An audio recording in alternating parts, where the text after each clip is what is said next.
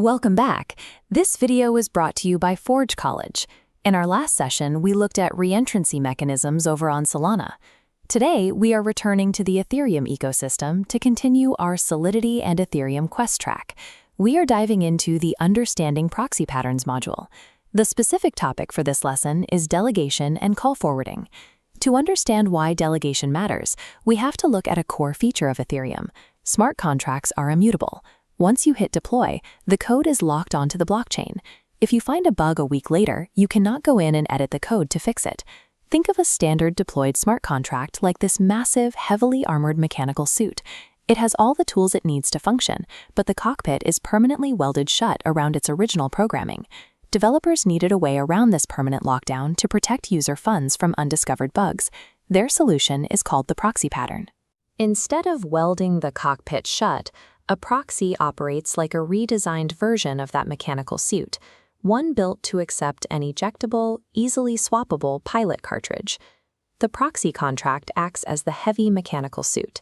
It securely holds all the valuable cargo, the storage space, and the actual user funds.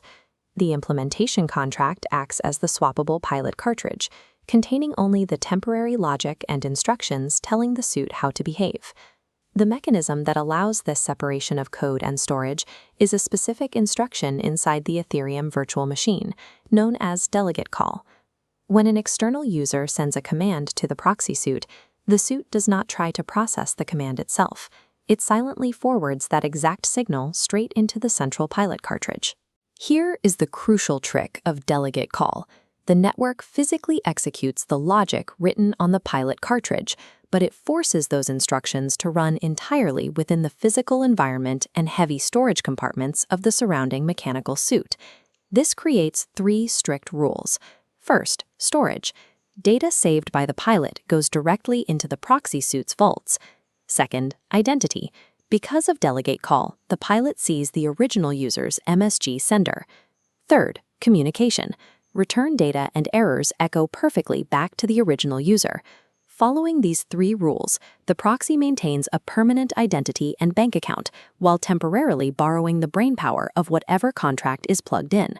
Relying on a borrowed brain introduces a serious technical risk known as storage layout compatibility. Because the pilot is saving data into the suit's vaults, both the old and new pilots must agree exactly on which levers map to which storage compartments. If a developer deploys a new implementation that arranges its variables in a different order, the internal wiring gets crossed. A mismatched layout means the new pilot might try to pull the standard navigation lever, but because the mapping shifted, that lever is now accidentally wired to the suit's self-destruct sequence. Developers use these exact delegatecall rules to safely manage real-world proxy architectures. When a protocol upgrades to a new version, they do not move any user funds.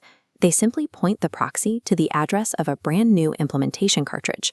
The logic updates immediately, while all the user balances and historical data stay safely stored right where they are. This is also where access control comes in. Relying on the second rule of identity, the implementation code checks the incoming msg.sender to verify if the person requesting an upgrade holds a valid admin badge.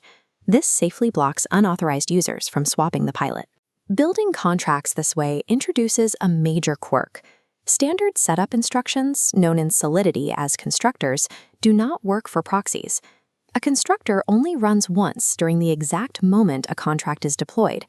If you put setup instructions on the implementation cartridge, they run inside the cartridge's isolated environment on deployment day. This leaves the actual proxy suit's storage completely empty and vulnerable. The solution is to skip the standard constructor entirely. Instead, developers build a dedicated initialize function on the implementation.